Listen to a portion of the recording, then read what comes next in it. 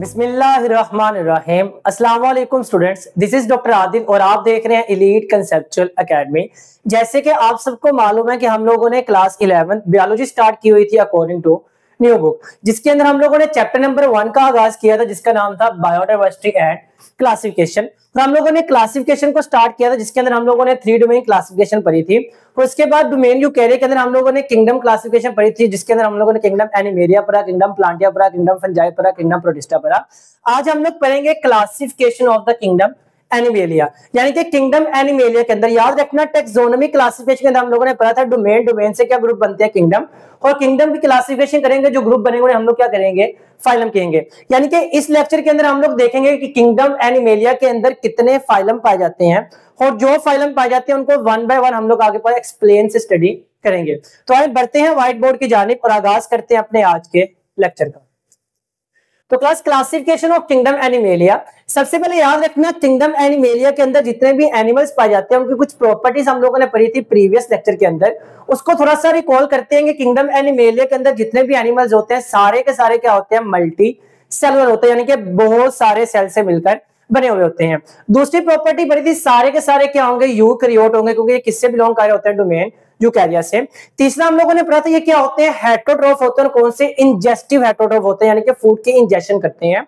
और फोर्थ में हम लोगों ने पढ़ा था ये क्या करते हैं, डेवलप हो रहे होते हैं फ्रॉम द एम्ब्रियो, यानी कि आगे पास ये एम्ब्रियोनिक स्टेज रखते हैं ड्यूरिंग द डेवलपमेंट। आइए हम लोग आगे पास फाइलम को स्टार्ट करते हैं। तो इसमें बहुत सारे फाइलम पाए जाते हैं। तो सबसे पहले हम लोग फाइलम को स्टार्ट करते हैं which is called as the phylum porifera.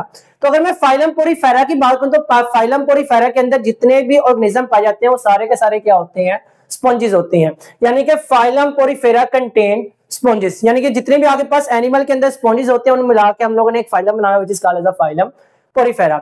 अगर मैं इसके आगे पास लोकेशन की बात करूं या हैबिटेट की बात करूं हमें कहां पे मिलते हैं, तो स्पॉन्जेस में से ज्यादातर जो होती है वो क्या होती है, मेरीन होती है, और कुछ क्या होती है, फ्रेश वाटर होती है, यानी कि सारी की सारी एक्वेटिक होती है, पानी के अंदर रह रहे होते हैं।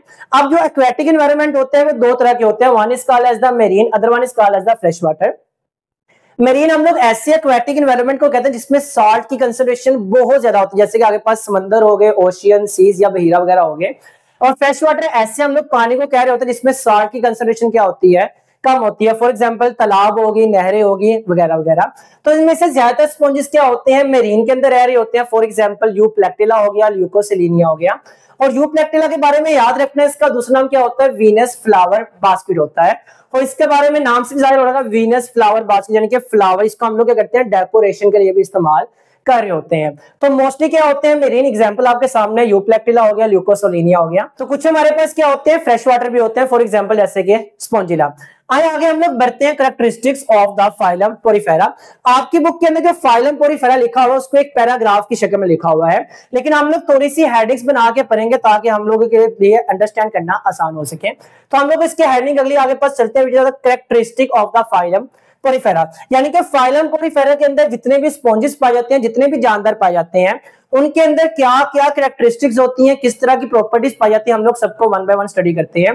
तो सबसे पहले आपके पास सेलुलर ऑर्गेनाइजेशन के लिहाज से क्या है, this is no tissue organization present in the phylum porifera. तो याद रखना जो फाइलम पोरीफेरा होता है उसके अंदर किसी किस्म का कोई भी टिश्यू की ऑर्गेनाइजेशन नहीं होती, यानी कि मल्टी सेलुलर होते हैं, बहुत सारे सेल्स होते हैं, लेकिन सेल ऑर्गेनाइज होकर टिश्यू नहीं बनाते। और याद रखना अगर टिश्यू ही नहीं बनेंगे तो आगे वाले जो हायर ऑर्गेनाइजेशन होगी वो भी नहीं बनेगी। जैसे आप लोगों ने पढ़ा होगा सेल सेल मिलकर क्या बनाते हैं, टिश्यू टिश्यू मिलकर बनाते हैं ऑर्गन, ऑर्गन मिलकर क्या बनाते हैं, ऑर्गन सिस्टम बनाते हैं। तो अगर सेल में मिलकर टिश्यू ही नहीं बनाया तो ना ऑर्गन बनेगा, ना इनके अंदर क्या पाया जाता है, ऑर्गन सिस्टम पाया जाता है। तो याद रखना it has a very simple cellular organization and there is a no tissue organization present in the phylum Porifera.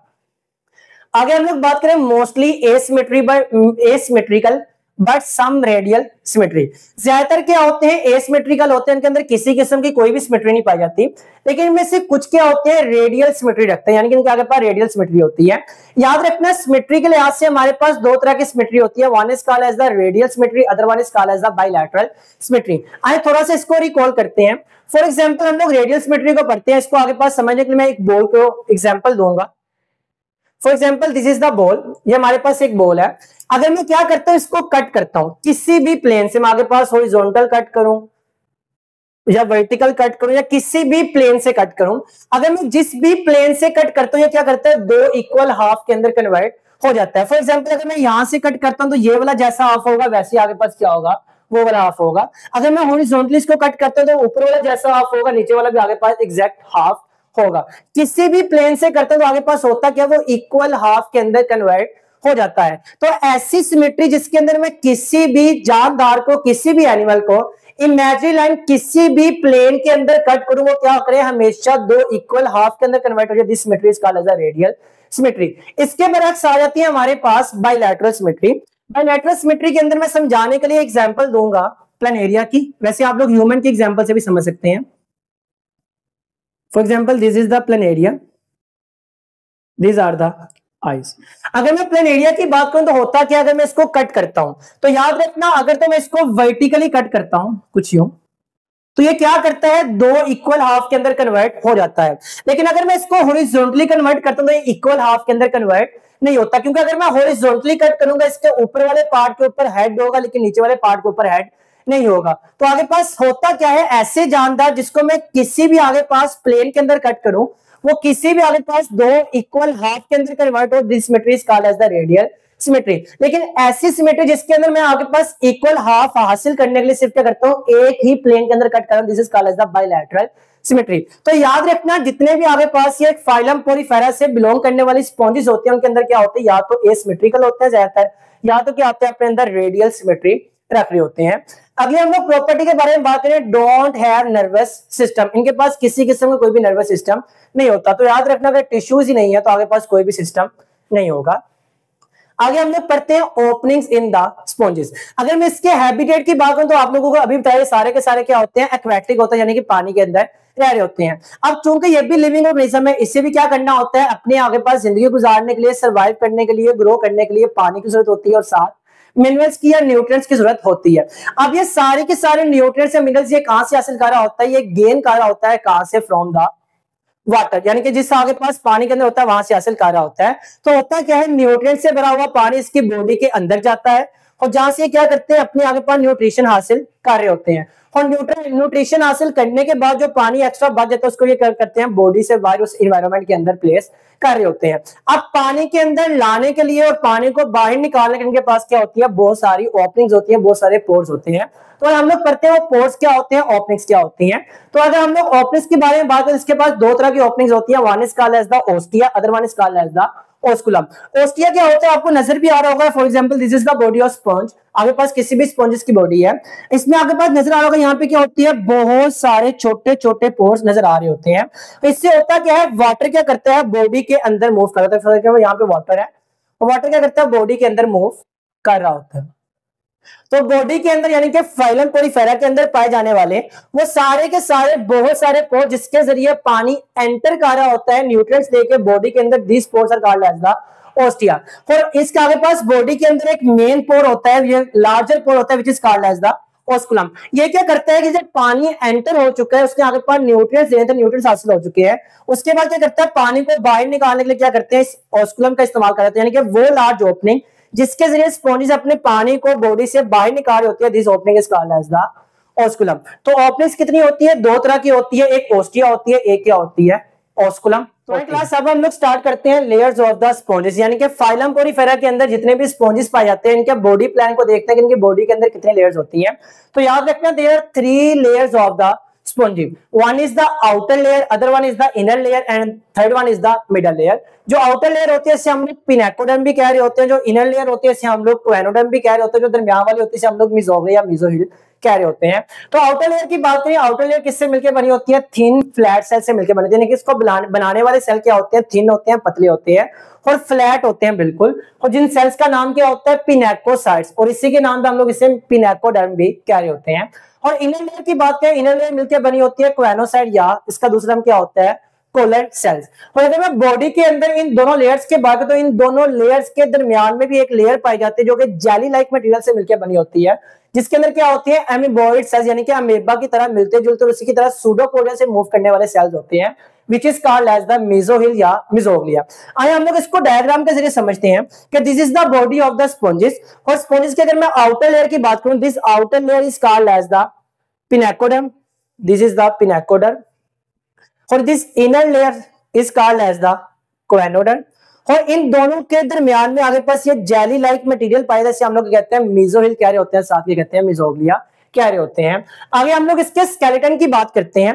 पहले आगे पास याद रखना स्केलेटन किसी बॉडी के अंदर पाया तो जाता ताकि उसे क्या कर सके, सपोर्ट दे सके या मूवमेंट शो करवा सके। तो इसके अंदर जो स्केलेटल सिस्टम होता है वो क्या होता है, मिन्यूट यानी कि बहुत छोटे छोटे नीडल्स आप लोग कह रहे होते हैं, जैसे आगे पास पिन की नीडल्स होती है, this shape is called as the needles of the calcium carbonate and the silica. तो इसके जो आगे पास स्केलेटन होते हैं वो आगे पास छोटी छोटी नीडल्स की शेप के होते हैं जो किससे मिलकर बने होते हैं, कैल्शियम कार्बोनेट या सिलिका से मिलकर बने होते हैं। आगे हम लोग लास्ट में इसकी बात करते हैं रिप्रोडक्शन की, कैसे रिप्रोड्यूस कर रहे होते हैं। तो याद रखना रिप्रोडक्शन क्या होता है, एक ऐसा प्रोसेस होता है जिसके अंदर कोई भी लिविंग ऑर्गेनिज्म अपने नंबर्स में इजाफा कर रहा होता है। इसके दो तरह के मेथड होते हैं, one is called as the sexual reproduction, other one is called as the asexual reproduction. तो याद रखना जो स्पॉन्जेस होते हैं इसके अंदर कोई भी सेक्सुअल रिप्रोडक्शन नहीं पाई जाती है, सिर्फ और सिर्फ कैसे रिप्रोड्यूस कर रहे होते हैं, by the help of the asexual method.